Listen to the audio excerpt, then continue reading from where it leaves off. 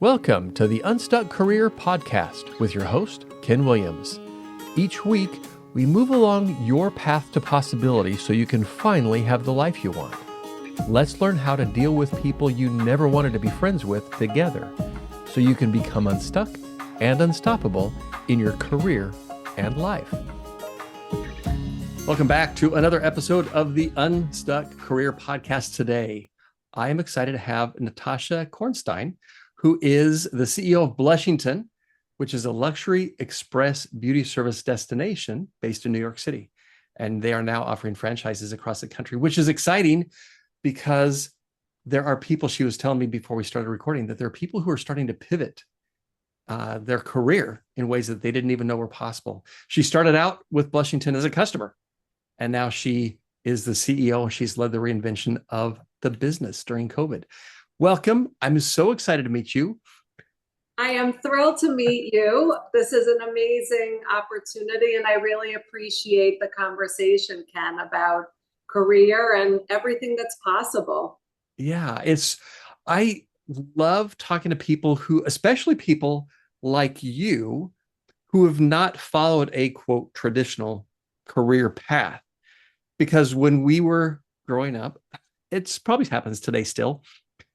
We were told, get a job. Well, first go to college, get a degree, then get a job, then follow the ladder, and then you die. And that's not the direction that you took. Whoa!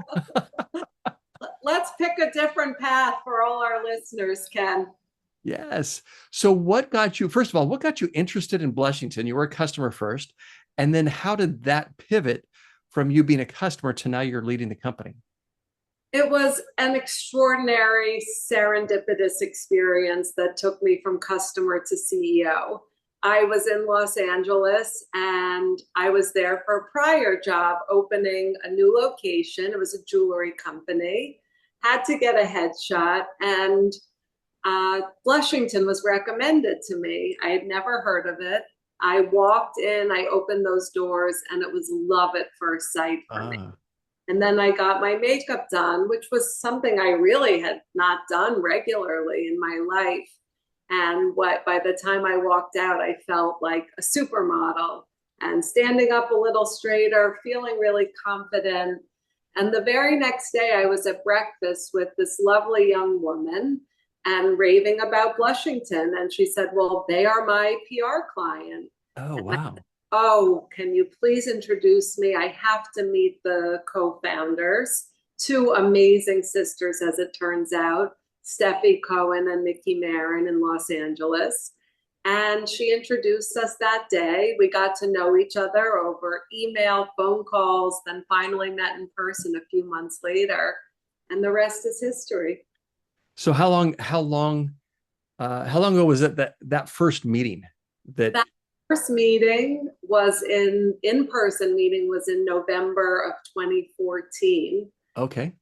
I was hired in December and started my job in January of 2015. So going on a decade with Blushington. Wow. And obviously you love it. You were a fan. I love it. Yes, I love the industry. The beauty industry is fascinating. There's so many aspects to, and so many ways to get involved from a career standpoint. And I love my company and my team. So it's been really fun, really challenging. You know, entrepreneurship and life is not linear, as we both know. You know, right. Children of the 80s. I'm gonna Yes. let the cat out of the bag. And so just having a lot of fun with my job and with my 50s. Yeah. So I got to ask you, because I know you talk about power listening, a different way of networking. And so I want to understand what was going on or what was going through your head when you meet this PR person. And because I think a lot of people would just not even think twice about it. What got you thinking that you could use this connection to then meet with the co-founders of the company? I think that's just it. I didn't think about how this could be a connection that would take me somewhere else. And I think that that has been my entire approach to networking my entire career. You know, a lot of times this notion of networking, it is very transactional. It's about what can I get out of this person to get something for myself. And I don't take that approach with people. I love, as I mentioned, I love to listen. I love to hear their stories. And when I love something or admire someone or someone's business, I rave about it. I share that with people. And so I never in a million years thought that when I sat down at that breakfast and just complimented a business that I had just experienced, where it would go. And I would say, Ken, that that's been my entire career. And I often speak to young professionals, and I always say your next hello can be your future. Yeah. And I think your observation is really astute, that traditional networking is, in fact, I've got a book about networking that I wrote, because traditional networking does seem to be that quid pro quo type thing. What you give me something and maybe I'll be able to give you something. And the power listening, at least the way that I hear you describing it, is a lot more, let me engage with you on a personal level. Let me hear what you are all about. And what else? What comes next after you sit and listen to their story? I think it's what comes next, just as you said. It's just the beginning. And that's something I really learned from my husband. I'll be married 25 years this December. And thank you. It's been an amazing journey. And he's an entrepreneur as well. But something he taught me very early and is that relationships are everything. And I think it's something we both grew up around. We both grew up in families that valued meeting other people and learning.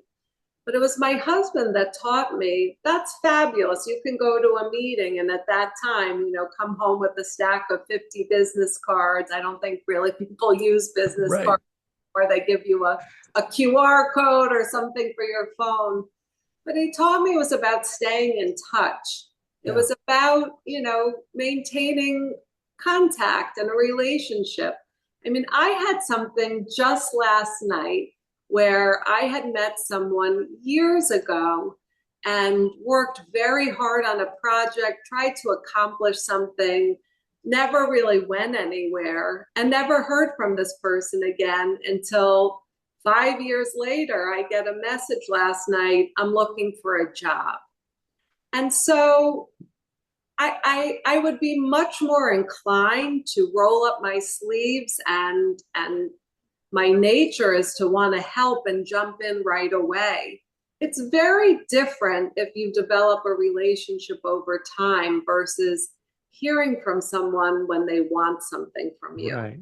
So I would encourage anyone that's listening to maybe broaden your approach to meeting other people. I don't even like the word networking because it implies something transactional. So going in and meeting people with an open mindset, and then if there's some type of, you know, connection you make or shared interest, stay in touch. Wish them a happy new year.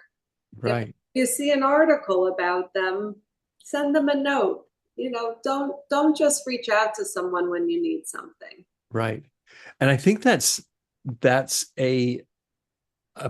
a power move, because one of the people that taught me about networking was a phenomenal networker, but he saw himself as a connector.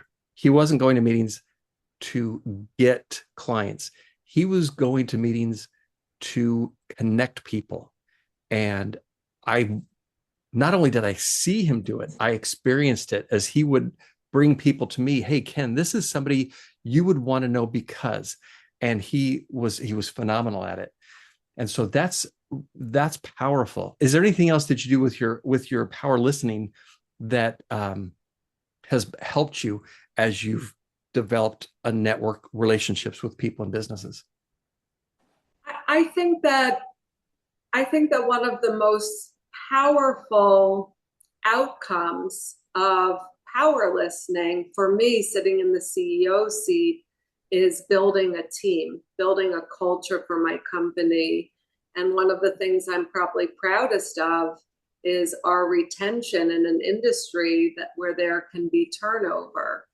And I would say earlier on in my career, this is one of my worst traits. I was not a listener. In the workplace, I wanted to be first. I wanted to be fast. I wanted to get things done and just charge ahead. And that's not a way to build a team or build relationships. So I'm talking early 20s here. But it took a very intense conversation from my then boss and also investor in the company who said to me, I see you with a pathway to become a CEO, but not if you don't turn this around. So I appreciate that I got that feedback early in my career. It was tough to hear, but I think it's very important to, as you listen, to be reflective about, it's very easy to blame other people or to say I'm stuck here in my career because of this bad boss or because this happened. Take ownership, be really reflective about what you can do. I always, after a meeting or a project has launched, I say, is there anything I could have done better or differently? And it doesn't matter what seat you sit in. That is really a crucial part of power listening. Yeah. Is receiving the feedback and truly absorbing it. Now, that doesn't mean everything I hear, I believe, or I think I act on. You have to have, your own self-determination also and judgment. But it's important to be able to reflect. That's true. And one of the things that I have seen so much of is we want so badly to be right. And by being right, sometimes we assume that everybody else has to be wrong. And I like the idea of reframing that of course I'm right, but maybe I could be a little bit more right. And I need your input. I need your feedback. I need your observation. I need your reflection to help me be a better version of right, a more beneficial right, a more comprehensive right, because there are going to be blind spots. Absolutely. And that's human nature to want to be right. And I've had to learn that as I coach and lead, you really need to find a technique that works for you, that will allow growth, that will allow collaboration and compromise without someone digging their heels in and insisting on being right and find embarrassment from maybe not getting it right. There is this expression my mother-in-law taught me, who I adore. There's right, wrong, and best. Oh. To me, one of the easiest things to say is, I got that wrong, or I don't understand, or I'm sorry. Those are all free things to do and to say. Right. And so I really look to create an environment at Blushington where you can speak freely, where you can present your ideas. They may be right for the business. They may not be such a fit. You may not understand something. I may not. But I think it's super important as a leader to give the room for people to not be scared to be wrong. Yeah. Or not feel embarrassed. I shed that a long time ago. How to brush it off And again, coming back to the listening, listen, accept, synthesize, and then move on. Yeah. So I Don't got get to ask, don't get stuck in being wrong right. or being embarrassed.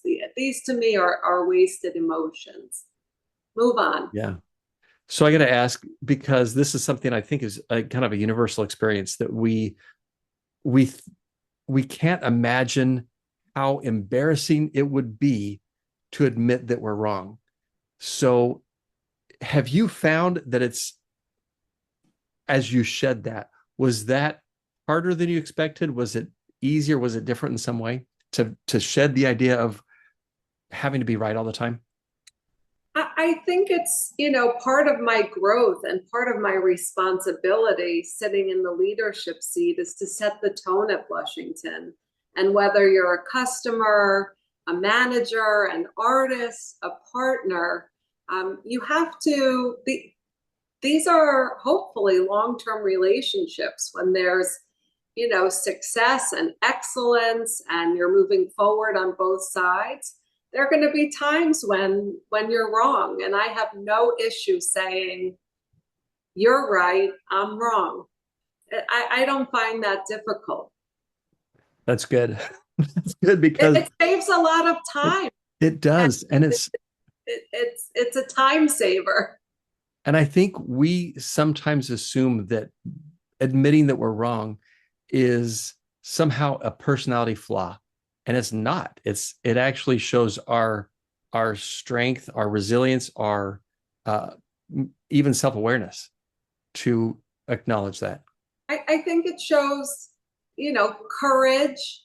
It does take courage and building your confidence. It also takes a culture where you have that comfort. If you're wrong, you're not, Right. you know, demoted or, sent packing out the door. It becomes a conversation. Right. That's my approach to leadership. Yeah. I worked for a company one time where they said, we want to know all of the almost mistakes, all of the things where we almost did something wrong. We promise we won't punish you. And that's That's the worst. That's the right. worst.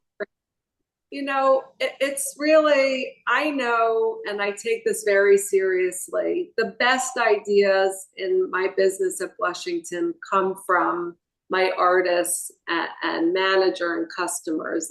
They're in the trenches day to day.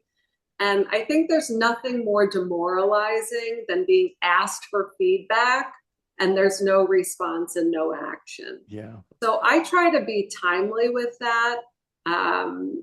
Not always going to execute an idea, but if there is an idea that makes sense for the business, we explore it.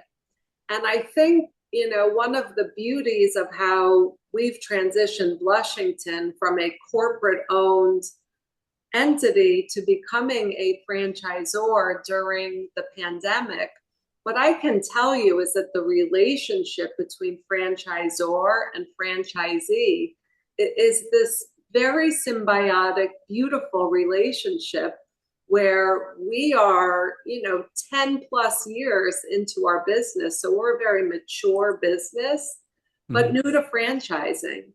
And in the franchising relationship, which is, by the way, franchising is regulated by the federal government. Okay. It's a very structured business relationship. And there's just, it's very symbiotic. So we are getting great ideas from our franchisees and different perspectives. So really important, I think, to take ideas in and respond.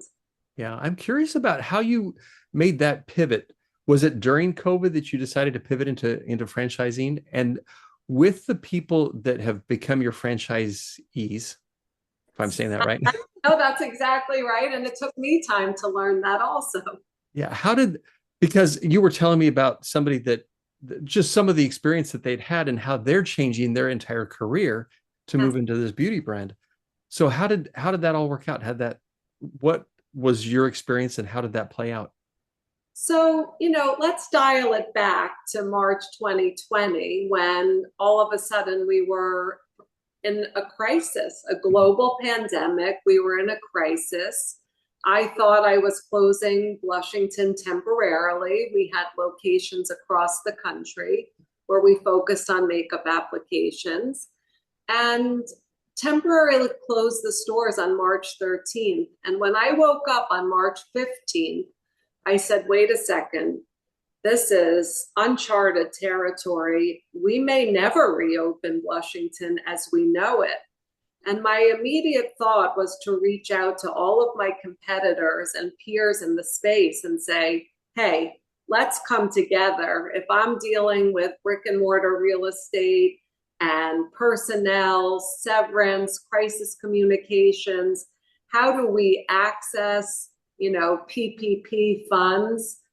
Which, by the way, I mean, the government did an extraordinary job of really rescuing businesses and throwing a lifeline. So we re-platformed in 30 days to a digital platform. We started an academy for certifying artists across the country, e-commerce. So we didn't go in with this notion of becoming a franchisor. But when I looked at our options and the future of Blushington, this became a really intriguing option for us to emerge from the pandemic stronger than ever and to do something we had always wanted to do. Hello to your cat. Yeah, she woke up. I see sort of popping in. It's nice to have the company, the added company. Right. But in any event, we didn't set out on this path. It was something that we learned about during the pandemic, and we became students of franchising. And I have to tell you, it's just an extraordinary business sector, something I knew nothing about in 2020, but had the good fortune, and it's, again, my nature. We read a lot of books. We surveyed the landscape. We interviewed, I think, 12 to 14 consultants about how do we transform the Blushington business from corporate to a franchisor, and had the good fortune of working with a company called iFranchise. Just exceptional talent in the business to transform our business into this franchise model. And then something super important, and again, I've talked about having great partners. Our franchise attorney, Will Woods at Baker McKenzie, I would say is arguably the greatest franchise attorney in the world. And I'm not exaggerating. He guided me, he guided our team, he taught us, and he helped us to create the very best version of Blushington as we transition to become a franchisor. And now we get to expand by bringing on franchisees. We've sold our first 3 units. We're opening in Boca Raton, Florida. We're opening in Houston, Texas. And boy, if you talk about pivots, I can tell you a little bit about our first 2 franchisees who have extraordinary career stories. Yeah, and I would love to hear that, because I hear from so many people, especially at our advanced age, that, I have to start over. We're young, Ken. I know. Don't call us advanced. And my point with that is that there's so many people who think that 40, 45, 50, 55 is old and we're starting over. And so I love the word that you used, pivot. And so, talk about some of the pivots that you've seen. Absolutely. And to anyone that's, in our age bracket, Ken, I would say we're just getting started. Yes. So I don't look at my 50s, whatever comes of this. Our goal is to sell 130 Blushington franchises, have Blushington become a household name. And this is in, this great decade. So don't feel stuck. Don't feel like this is the end of the road. I look at it. you hear the expression, the 50s are fabulous. And I'm really embracing that. So, talking to you about our franchisees, our very first franchise we sold to this extraordinary woman, Dr. Karen Diaz-Mikkelson. She spent her career in social work, so she really understands people and psychology. Remember, we're in the business of people, making our customers feel beautiful and confident. It is a very personal interaction between artist and customer, so she brings this tremendous skill set. She's also a real estate broker, so a self-starter. She's an empty nester now, and she's really looking to expand her business portfolio. So here's somebody from, a background in social work and real estate that is opening a Blushington. And the beauty of franchising is we provide all the support and all the tools. So we provide the brand, finding your real estate, the build out, training, ongoing training, marketing support, and the ingredients we're looking for are somebody with great integrity, somebody that's typically type A like we are, that's right. A real self-starter, committed to excellence, intellectually curious, interested in collaborating. So you don't need a beauty background to join us. You just need those ingredients. Yeah, the understanding people is so valuable. Yes. And I think a lot of times we pigeonhole ourselves that, well, all I know is I was talking to somebody the other day that, well, I'm in car sales. If you can sell cars, you can sell anything. It doesn't have to be a car. And so I love that. And sometimes it's just the reframe that it's not a do-over. It's not a start at the beginning. You can't start at the beginning. You're not at the beginning anymore. It's just an adjustment. It's a pivot, and then continue to move forward. I love that. Absolutely. And every day of your life leads you to the next part of it. So again, you may be doing something very differently. I'll tell you about Blushington's second franchisee. Mm-hmm. Her name is Courtney Friels. She is in Houston, Texas, born and raised, has an MBA, was an oil and gas trader, sort of off-ramped, got married, started a family. Now her children are school age, and she's ready to get back in the game. But she knows that she wants to own her own business. She wants the flexibility and franchise ownership, particularly you have a manager, comes with tremendous flexibility, loves beauty. And actually, I didn't mention this, but both Karen and Courtney, our first franchisees at Blushington, were both customers. So we share that in common, from customer to CEO, and for the two of them, from customer to owner. So they are just a tremendous example that anything is possible. And don't fear change. Right. Go for it. Everything's going to be a change, and you can choose change or you can resist change. And it's a lot more fun to choose it.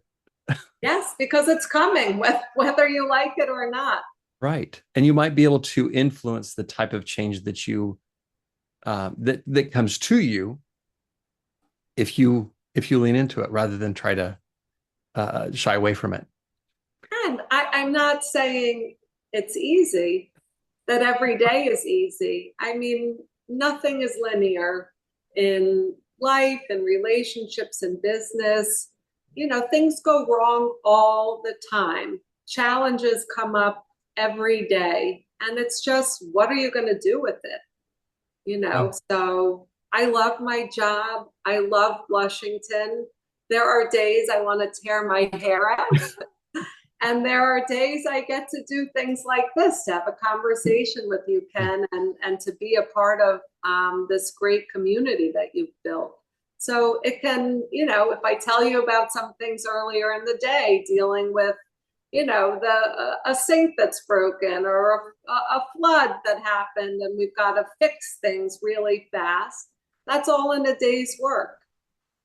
Yeah. If you were talking to somebody who feels like there are no options available, the economy is what it is, the job market is what it is, what advice would you give to somebody who just doesn't believe that it would work? That, and when I say it, I'm talking about anything would work for them. The first thing I would say is get out of your house, and that'll help you get out of your head and do something that may not lead to your next career, but take a step.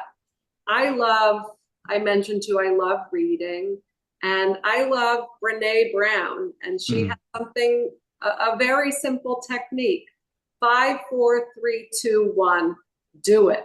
Yeah. When there are things I don't feel like doing, I do that backwards countdown and just do it. So I would say, go out for a cup of coffee, get together with a friend, attend a concert, go to the library, get off your phone, get off your computer, and go have a real life experience. And then little by little, I think, success begets success. But I know that sounds maybe a little odd, but I would say, put down all the technology and walk out of your house, and your next hello could be your future. Yeah. Maybe you'll just have a fresh perspective because you've seen something beautiful or heard the snippet of a conversation walking down the street. I love that. One of my favorite sitcom interactions is from Seinfeld, when George decides to be opposite George, and he does everything different than what typical George does, and he has some of the most incredible experiences. And I think this is something that I've started leaning into a little bit, that I don't have to let the identity, air quotes, of who I used to be dictate who I am today. And so I can make decisions based on where I'm going, not where I've been. And so I like that. I think it's so powerful to get out, to leave the four walls, to get off the device, because there's so much out there that we can take advantage of, that we can be a part of, that we can be involved in, if we just open our eyes to what's out there. Yeah, and look, it is easy. It's human nature. Coming back to what you said about wanting to be right, it's easy to get mired in the past. It's easy to, fall into the abyss of regret. And Right. I know, that's again talking about a wasted emotion. I have made so many mistakes in my career. When I started at Blushington, I didn't have the retention rate that I am so lucky to have today. And that's because of mistakes I made. Mm-hmm. And I've made a lot of mistakes. And it's then, what are you going to do with them? And look, when I feel down or I look backwards and say, well, I could have done this, or I did this wrong, I'm so embarrassed, or why didn't I think of that? What good is that going to do other than make me feel bad about myself? So again, I believe in reflection, and but don't let it hold you back.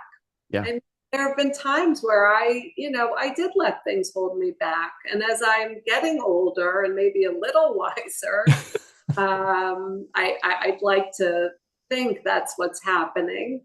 I try not to go to that place because it doesn't do me any good. And, unless there's, some time travel backwards that I'm not aware of, there's no going back. So just move forward. I love it. Natasha, it has been so much fun chatting with you, learning about your story, learning about what lessons have led you to where you are, CEO, amazing growth in your business. Thank you for taking the time. And if anybody wants to get to know you better, learn more about you, connect with you, what's the best way to do that? So a couple different ways. You can come in person and visit me at Blushington on East 57th Street in Manhattan. If you are outside of the city, you can go to our Instagram. It's at Blushington. Send us a DM. We respond to every message that we receive. And if you're interested in becoming the next Blushington franchisee, go to our website, blushington.com. There's a form you can fill out, and it'll be a 15-minute introductory conversation, and I'll be the voice on the other end of the phone. So reach out any of those three ways. Fantastic. Well, and I'll put that in the show notes as well so people can look at that. Thanks again. It's been an absolute pleasure meeting you, getting to know your story, and learning more about you. Thanks so much for being on the podcast. Thank you so much for having me, Ken. All right, we'll talk to you again next week. Get back to the work you love, where you face less stress, gain more happiness, and live into your purpose. Let me help you become unstuck and unstoppable so you can finally have the life you want. Head over to my website to connect with me at kenwilliamscoaching.com.